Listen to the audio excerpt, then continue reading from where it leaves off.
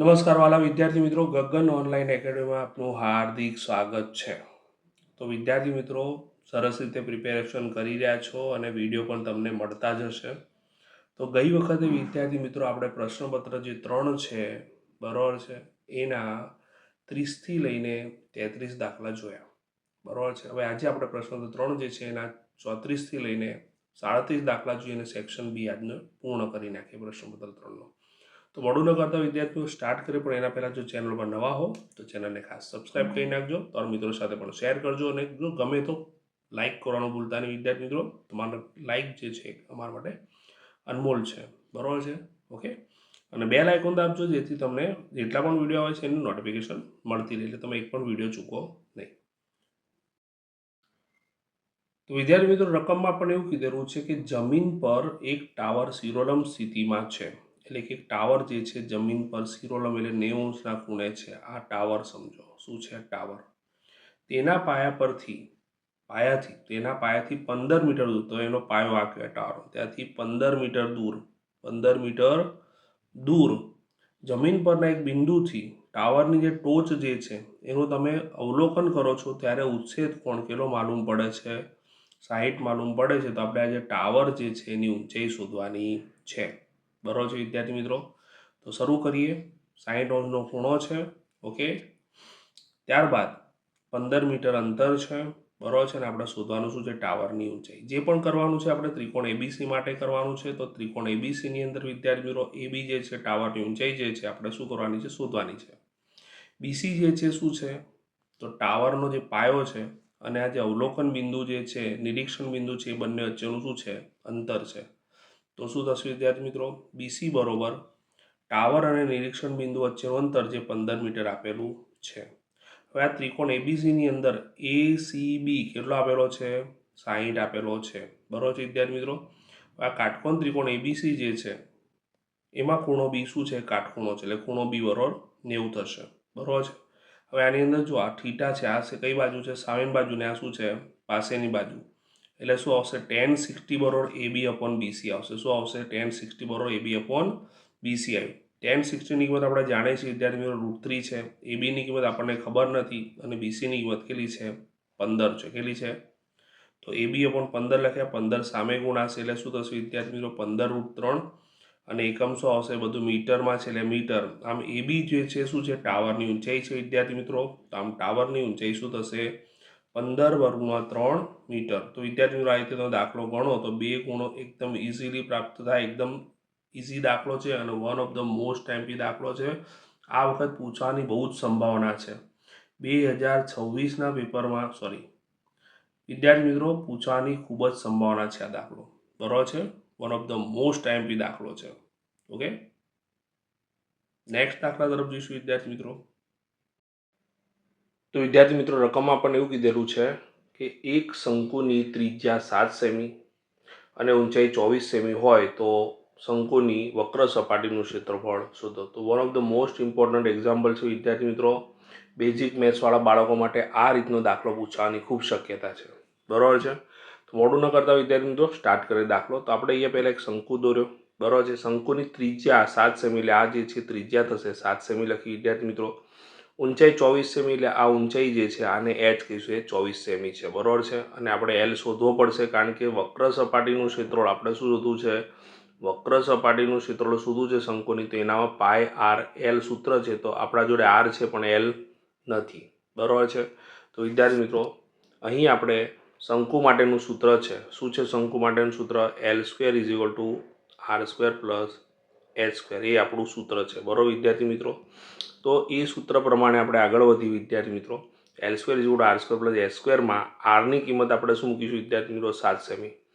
એચની કિંમત શું મૂકીશું? 24 સેમી. તો અહીં આપણે કિંમત મૂકી 7² અને 24². 7² શું થશે વિદ્યાર્થી મિત્રો? યસ 49. 24² 576 વર્ગ યાદ રાખવા પડશે, નહીં તો તમારે 24 × 24 કહીને તમારે ગુણાકાર કરવો પડશે ને સમય બગડશે.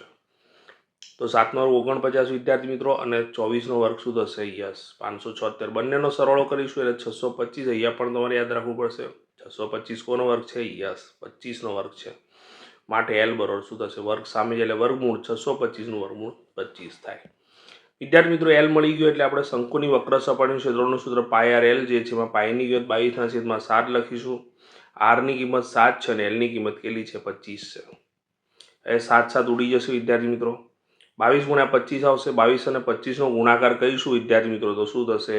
આ પ્રમાણે ગુણાકાર કરીશું તો 550 મળશે. તો 550 ચોરસ સેમી એ આપણા દાખલાનો શું થઈ ગયો વિદ્યાર્થી મિત્રો? જવાબ થઈ ગયો. આ રીતે તમે વિદ્યાર્થી મિત્રો દાખલો ગણો તો પૂરેપૂરા 2 ગુણ પ્રાપ્ત થાય. ધોરણ 9નો દાખલો છે વિદ્યાર્થી મિત્રો, જે ધોરણ 10માં પૂછાઈ શકે. બરોબર? કેમ? કારણ કે બેઝિક લેવલથી દાખલો પૂછેલો છે.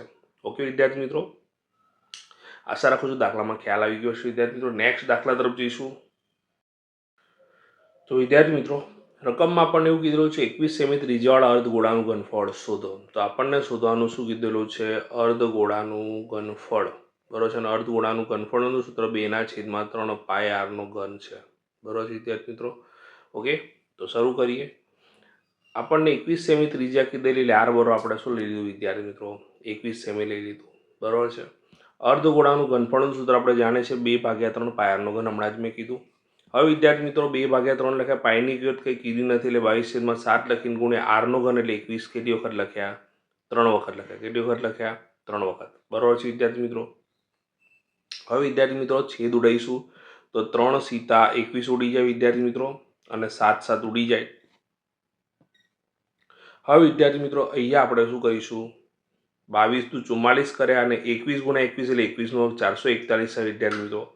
તમારા માટે આ બંનેનો ગુણાકાર બાકી રાખ્યો છે. તમારે કોમેન્ટ બોક્સમાં કોમેન્ટ કરીને મને દાખલાનો જવાબ કહેવાનો છે. બરાબર છે? તમારી કોમેન્ટનો હું 100% જવાબ આપીશ વિદ્યાર્થી મિત્રો.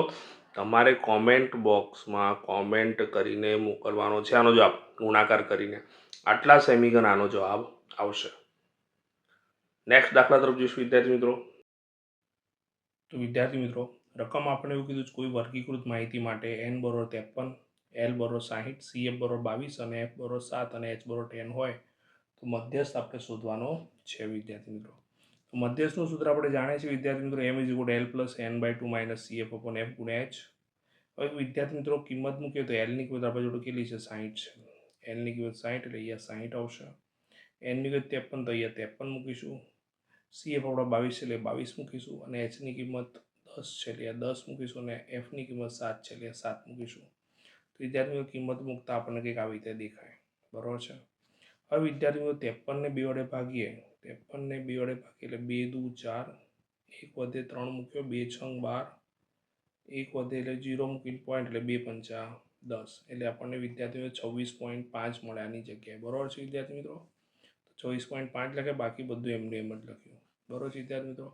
26.5માંથી 22 જશે એટલે 4.5 વધશે. યા શું વધશે? 4.5. તો વિદ્યાર્થી 4.5 લખે, 0.5 દૂર કરે એટલે છેદમાં શું આવશે વિદ્યાર્થી મિત્રો? 10 આવી જશે. તો 45/7 10 × 10 એટલે છેદમાં 10 આવશે અને ગુણ્યા 10 લખ્યા. ફરીથી એકવાર બોલું છું, 60 લખ્યા, 45 લખ્યા, 7 લખ્યા, છેદમાં 10 આવ્યા, ગુણ્યા 10. હવે આ વિદ્યાર્થી મિત્રો 10 10 ઉડી જાય. બરોબર છે? એટલે 45/7 વધશે એટલે 60 + 45/7. 45/7 તમારે વિદ્યાર્થી મિત્રો કરીશું તો તમે આ રીતે ભાગાકાર કરશો એટલે તમને કેટલા મળશે? 6.428. તો વિદ્યાર્થી મિત્રો 6.428 મળ્યા. 60 અને 6 66 થશે એટલે 66.428.